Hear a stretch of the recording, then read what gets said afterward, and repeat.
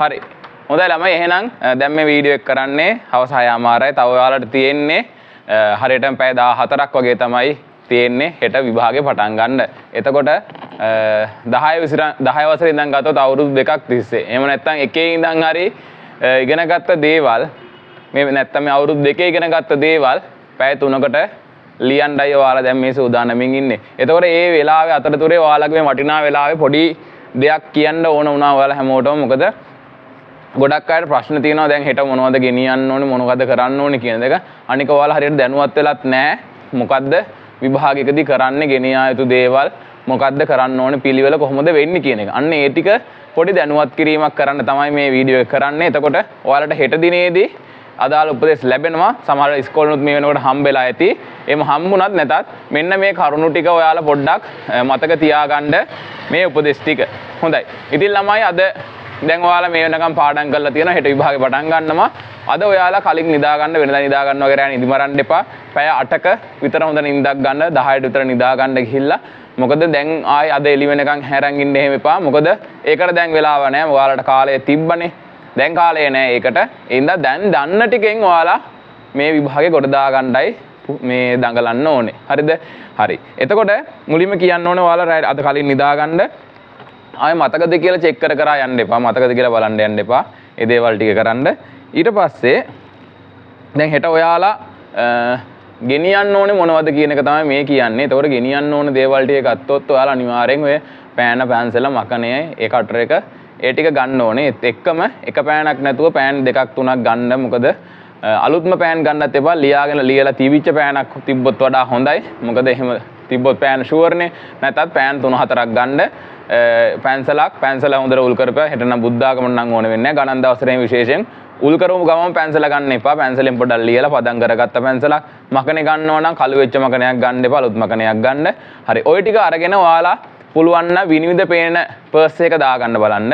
විනිවිද පේන පර්ස් එක නැත්තම් එහෙමත් හොයාගන්න නැත්තම් රබර් බෑන්ඩ් එක කොතලා එකට මිටිය වගේ ගෙනියන්න. ඒත් ඊට අමතරව ගෙනියන්න ඕන දේවල් තමයි ඊට තමයි පැන්සල් ටික. ඊට අමතරව ගෙනියන්න ඕන දේවල් ටික තමයි ID එකයි ඇඩ්මිෂන් එකයි. අනිවාර්යෙන් ID එකයි ඇඩ්මිෂන් එකයි. දැන් අද රෑ නිින්දට කලින් පැන්සල් පෙට්ටියයි ඒ පැන්සල් ටිකයි ID එකයි ඇඩ්මිෂන් එකයි එක ළඟ තියලා නිදා ගන්න නිින්දට යන්න. ඒ දෙක අනිවාර්යෙන් ගෙනියන්න ඕනේ.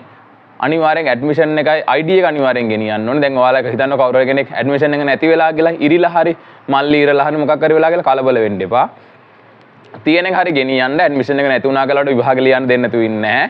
ඇඩ්මිෂන් එක ඕනනම් දැන් ඩවුන්ලෝඩ් කර ගන්න උනත් පුළුවන්. ඩවුන්ලෝඩ් කරගෙන විදුහල්පතිතුමාගෙන් උදේ සහතිය කර ගන්න පුළුවන්. ඒත් කමක් නැහැ. ඒත් නැතත් ඇඩ්මිෂන් එක නැතුව ගියත් ඔයාලගේ නම මේ වෙනකොට මේ විභාග ශාලාවෙන් සඳහන් වෙලා තියෙනවා. ඒතකොට ඔයාලා ලියන්න දෙනවා. එතනින් ඒ විභාග ශාලාවෙන් හදලා දෙනවා. එහෙම ඇඩ්මිෂන් එක නැති වුණත්. ඒ ගැන කිසිම ප්‍රශ්නයක් කරගන්න එපා. ඒ වගේ බාහිර සාධකයෙන් හින්දා බොරුවට කලබල වෙන්න එපා විභාගෙට. මොකද විභාගයේ දෙපාර්තමේන්තුවෙන් ඔයාලට විභාගේ ඔයාලා වෙනුවෙන්මයි තියෙන්නේ. ඔයාලට තමයි උපරිම සාධාරණය කරලා තියෙන්නේ. ඒ වගේ බාහිර සාධකයක් ඉන්න විභාගේ නොලිය ඉන්න දෙන්නේ නැති වෙන්නේ නැහැ. හරිද? අනිත් කාරණාව තමයි එතකොට මතක ඇතුව ID එකයි ඇඩ්මිෂන් එකයි ගන්න. ඇඩ්මිෂන් එක ගනිද්දි මතක බලන්න ඇඩ්මිෂන් එකේ මේ වෙනකොට විදුහල්පතිතුමා පිටපැත්තේ සීල් තියලා අස්සම් කරලා තියෙනවද කියලා. ඒතර ඔයාලා අස්සම් කරලා තියෙනවද බලන්න. පෞද්ගලික අයිතිකරුවෙක් නම් එහෙම නැත්තම් එහෙම සහතික කරගන්න. එතන සහතික කරගන්න නිලධාරී ටිකක් නම් කරලා තියෙනවා. අන්න ඒගොල්ලන්ට කියලා සහතික කරගන්න. එතකොට ඒ ඇඩ්මිෂන් එකත් අරන් යන්න උඩින් අර කාලසටහන කියන කොටස වෙන් කරගන්න පුළුවන්.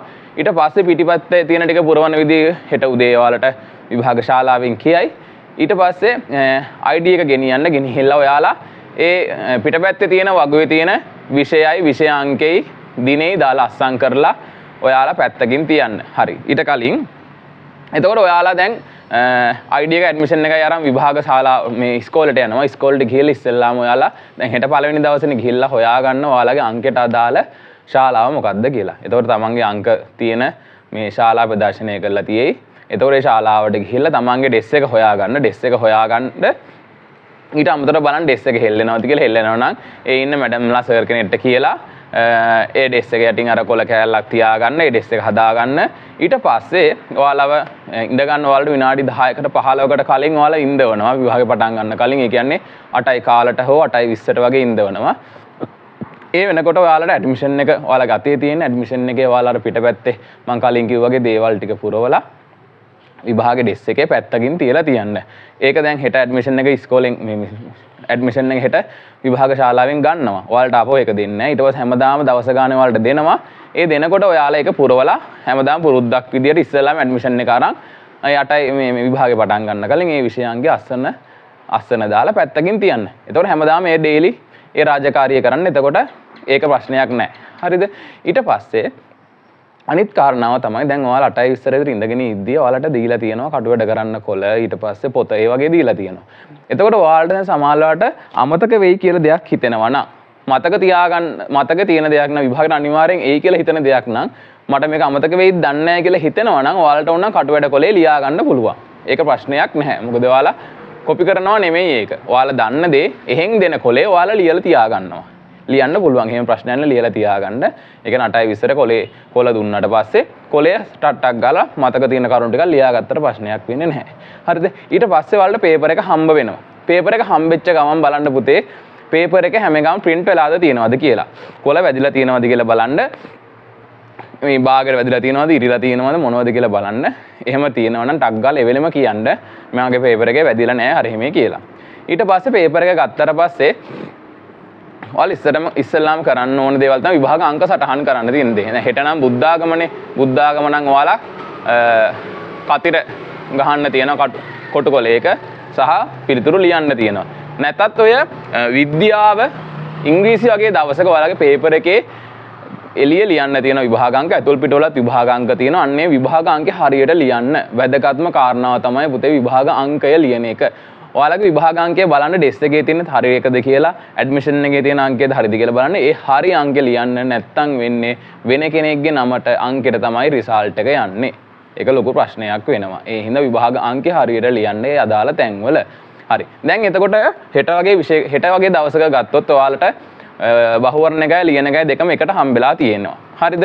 බහුවර්ණ එකේ ගත්තොත් එහෙනම් බහුවර්ණ කොලේ බහුවර්ණ 40ක් තියෙනවා. 40ක් තියෙනවා. එතකොට ඒ 40ට අදාළව මේ හරි ලකුණු සටහන් කරන්න තියෙනවා. ඔයාලා දන්නවා කතිරයක් ගහන්න තමයි තියෙන්නේ.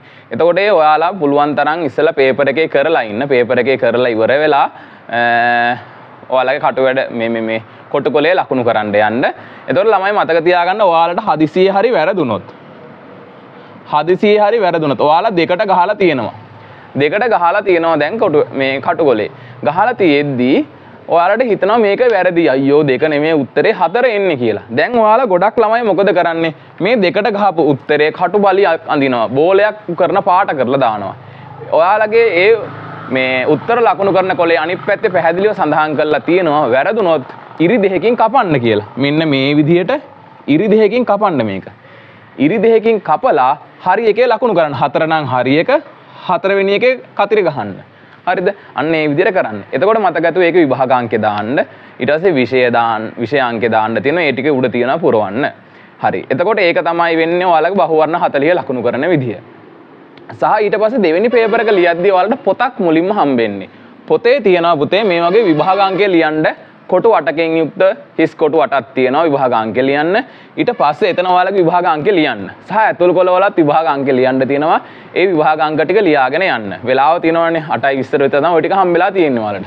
ඊට පස්සේ විෂයාංකේ දාන්න තියෙනවා. විෂයාංකේ කටපාඩම් කරන් ඉන්න ඕනේ. එදාට විභාග ශාලාවේ ප්‍රදර්ශනය කරලා තියෙයි. දැන් ගණන් වගේ නම් විභාගාංකේ 32. හරිද? දැන් පේපර් එකෙත් print කරලා තියෙනවා. ඔයාලගේ දෙන පේපර් එකෙත් print කරලා තියෙනවා. දැන් ගණන් වගේ ගත්තොත් එහෙම 32 තමයි විභාගාංකය. 32 සිංහල මීඩියම් එකේ S කියලා තියෙනවා. දෙවෙනි පේපර් එක 32 S2 කියලා දාන්න පුළුවන්. දෙවෙනි පේපර් එක නම් 32 S2. 32 S1 කියන්නේ ගණන් පළවෙනි එක. අන්න ඒ වගේ ගණන් පළවෙනි එක එන්නේ නැහනේ. ගණන් දෙවෙනි එක දාන්න පුළුවන්. හරිද? ඒක ඒ වගේ හිතන්න එපා. මොකද විෂය අංකේ දැම්මත් ප්‍රශ්නයක් නැහැ. 32 කියලා දැම්ම නම් ඒ ඇති හොඳටම ඇති ඈ. විභාග විෂය අංකේ විතරයි වැදගත් වෙන්නේ.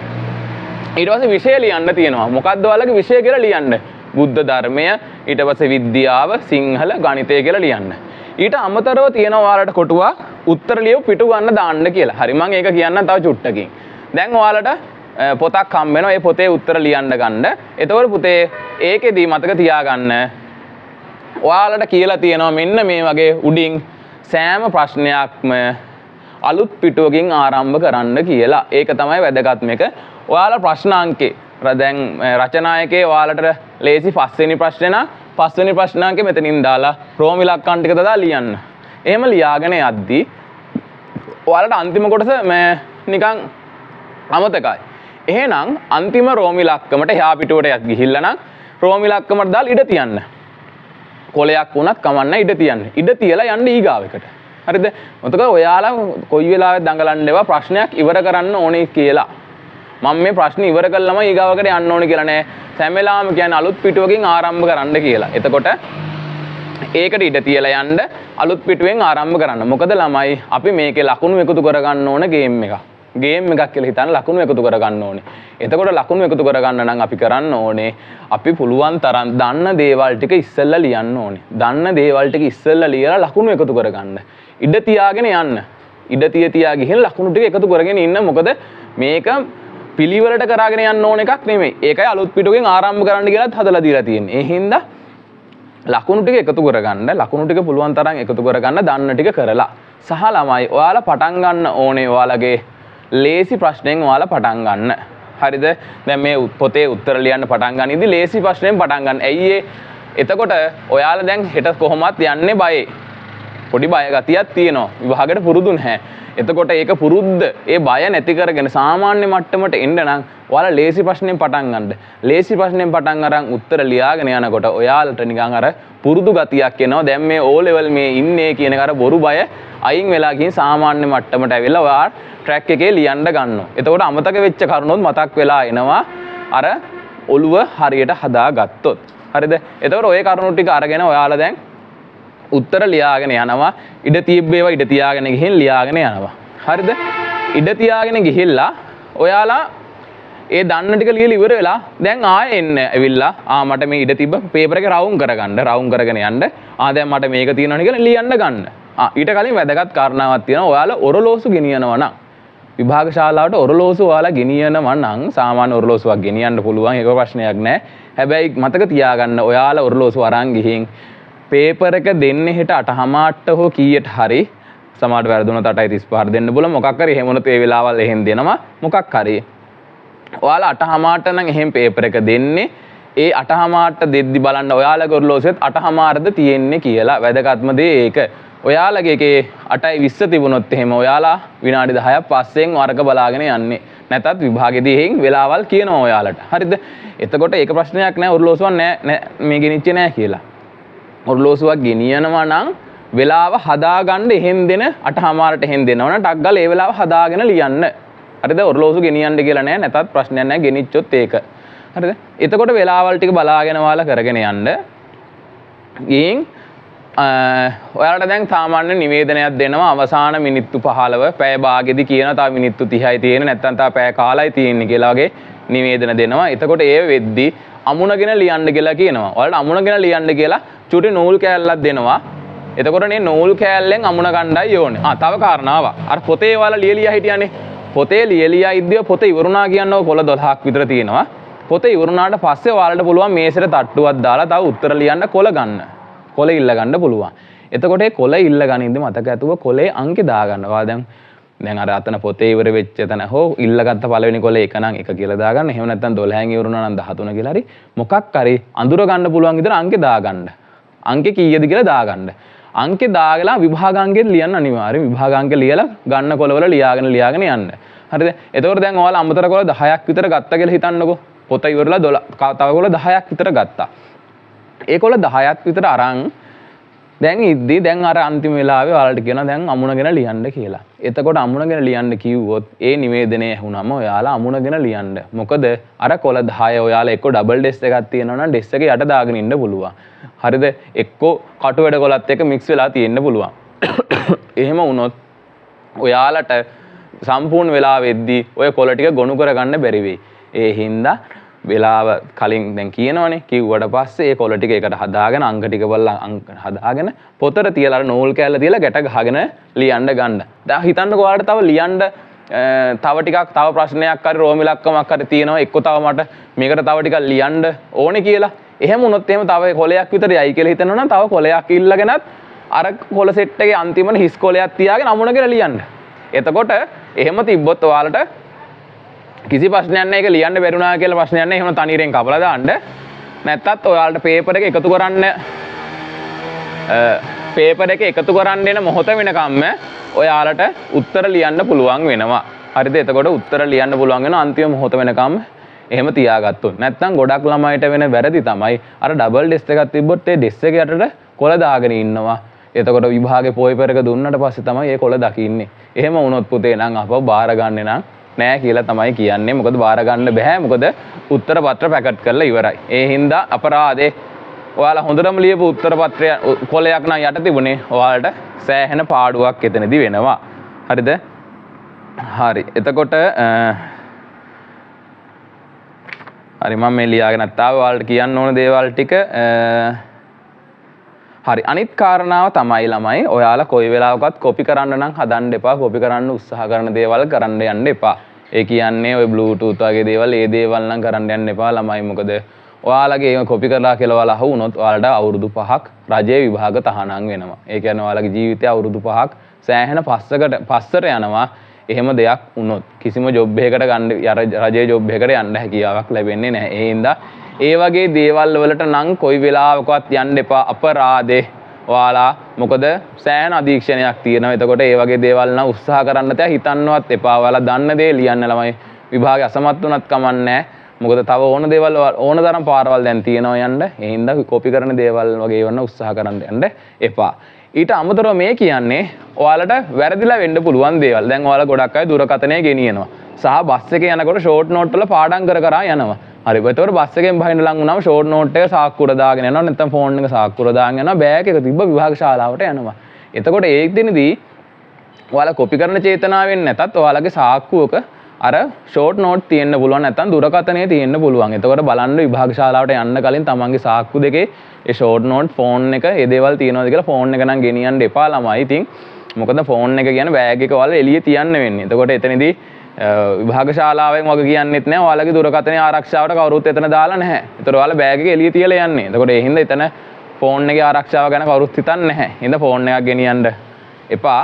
ගෙනිච්චොත් හරි බෑග් එකේ දාන්න මතක තියාගන්න. සාක්කුවල තියලා අහුනොත් එහෙම ළමයි විභාගයට ඔයාලා කොපි කරන්න නෙමෙයි ගියත් එතනදී අපි විභාග දෙපාර්තමේන්තුවෙන් හිතන්න ඔයාලා කොපි කරන්න තමයි මේක ගෙනිච්චේ කියලා ඔයාලට සෑහෙන ප්‍රශ්නයක් වෙනවා. ඒ හින්දා මතක ඇතුව දුරකථන ඒ ෂෝට් නෝට් වගේ දේවල් සාක්කුවල තියෙනවද කියලා බලන්න. ඒවා එහෙම තිබ්බොත් අයින් කරගෙන විභාග ශාලාවට ඇතුළට යන්න. හරිද? හරි. එතකොට ඔන්න ඔය දේවල් ටික තමයි ඔයාලට කරන්න තියෙන්නේ. අනිත් කාරණාව තමයි ළමයි කොයි වෙලාවකවත් හිර වෙන්න එපා. හිර වෙන්න එපා. ඒ කියන්නේ එක තැනක දැන් ගණන් වල විශේෂයෙන් මෙතන කියලා හිර වෙලා ඉන්න එපා. ප්‍රශ්න තියෙනවා ගණන් වල නම් ප්‍රශ්න 12ක් තියෙනවා. හිර වෙන්න එපා. ඒක අමාරු වෙන ඊගාවකට යන්න. මොකද ඔයාලා පොඩි කාලේ ඉඳන් හදපු ගාන විභාගෙදී අමාරු වෙන්න පුළුවන්. ඒත් පොඩි කාලේ ඉඳන් හදපු නැති ගාන වාර විභාගات හදපු නැති ගාන විභාගෙදී ලේසි වෙන්න පුළුවන්. එතකොට ඔයා මේ ගානමයි මං හදන්නේ කියලා ගිහින් ඒක අමාරුනොත් හිතන්න එපා. ඒක තියන්න කරන්න දෙයක් නැහැ හිත හදාගන්න. ඒක තියලා යන්න අනිත් ඒවට.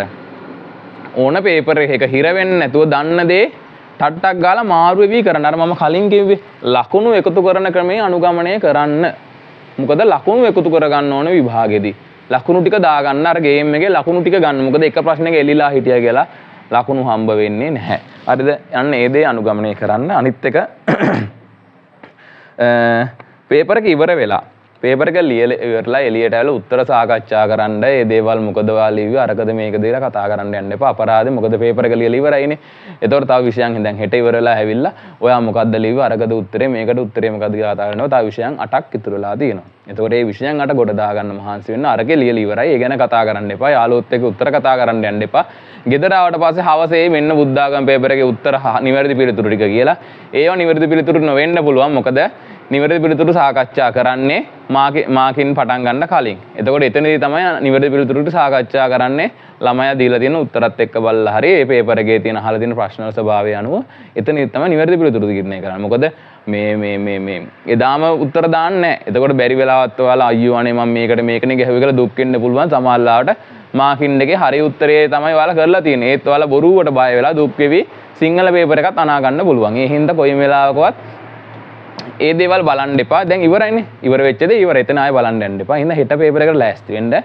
හරි. ඊට පස්සේ එතකොට ඒක තමයි කරන්න තියෙන දේ. මොකද මේ දවස් 9 තීරණාත්මක දවස් 9ක්. ඉඳන් මහන්සි වෙලා මේ වැඩ ටික කරන්න අනවශ්‍ය දේවල් කරන්න යන්න එපා. විභාගෙ ලිව්වා ගෙදර යන්න රංචු ගහලා රණ්ඩු වෙන්න අර මේ දේවල් නෑ තැන් තැන් වල යන්න එපා. ගෙදර යන්න නාල කරලා හෙට ඉවරලා අනිත් විභාගෙට ලෑස්ති වෙන්න. හරිද? හරි. ඔන්න ඔය කරුණු ටික තමයි කියන්න තියෙන ළමයි. හරිද? පීඩනයකින් නැතුව හරි සැහැල්ලුවෙන් විභාගෙ ලියන්න. ලොකු ස්ට්‍රෙස් එකක් ගන්න එපා. ඔළුවට වදයක් කරගන්න එපා.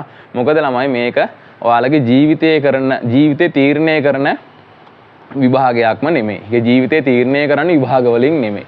හරිද? එහෙනම් මේ විභාග වලට බෑ ජීවිතේ මොකද්ද යන්නේ කියලා තීරණය කරගන්න. ඒක ඔයාලගේ තියෙන ධෛර්යය අනුව තමයි ඒක තීරණය කරන්නේ. මේක එක්තරා පාලමක් වගේ දෙයක් තමයි. දැන් හිතන්නකෝ ඉවුරකින් උඩට ගොඩ වෙන්න තියෙනවා නම් ඉවුරක් තියෙන ඉවුරෙන් උඩට ගොඩ වෙන්න ඕනේ. ඒ ඉවුරෙන් උඩ තියෙන්නේ හරි අමුතු ප්‍රදේශයක්. ඒ කියන්නේ ලස්සන තැනක්. එතනට යන්න හදනවා ඔයාලා. එතකොට එතනට යන්න හදනකොට ඉනිමකක් දාලා තියෙනවා. ඔයාලා ඉනිමක දිගේ ඒක උඩට ගිය හැකි. නේද? ඉනිමක දිගේ යන්න ලේසි වුණා. හැබැයි ඉනිමක තිබුණේ නැත්නම් ඔයාලට අර ඉවුර දිගේ එල්ලිලා අර පස් ගොඩේ එල්ලිලා මුල් වල එල්ලිලා ඔයාලට එතනින් උඩට පැන ගන්න පුළුවන්. සහ වටපිට බැලුවොත් තවත් පාරවල් තියෙන්නත් පුළුවන්. ඒ හින්දා ඔය දේවල් ටික අනුගමනය කරන්න. මේ එතනදී විභාග වලට බෑ ඔයාලගේ ජීවිතේ තීරණය කරන්න. හරි. මේ කරුණු ටිකත් මතක තියාගෙන හෙට පටන් ගන්න විභාගේ. හරි. තව තියෙන්නේ තව පැය 14ක් වගේ තියෙන්නේ. පැය 13මාරක් වගේ තියෙන්නේ. එතකොට හෙට පටන් ගන්න විභාගේ ඔයාලා සාර්ථක කරගන්න ඔයාලට උත්තර අර ගලාගෙන එන්න ජයෙන් ජයම ලැබෙන්න පේපර් එක ලියදී උත්තර ගලාගෙන එන්න කියලා ප්‍රාර්ථනා කරනවා. ජයෙන් ජයම ලැබෙන්න කියලා ප්‍රාර්ථනා කරනවා. එහෙනම් ඔයාලා හැමෝටම හොඳ රිසල්ට් එකක් දාලා මේ විභාගේ කොට දාගෙන උසස් පෙළ කරන්න යන්න ශක්තිය ධෛර්යය ලැබෙන්න කියලා මම ඔයාලා ඔක්කොටම ප්‍රාර්ථනා කරනවා. එහෙනම් හැමෝටම ජය වේවා.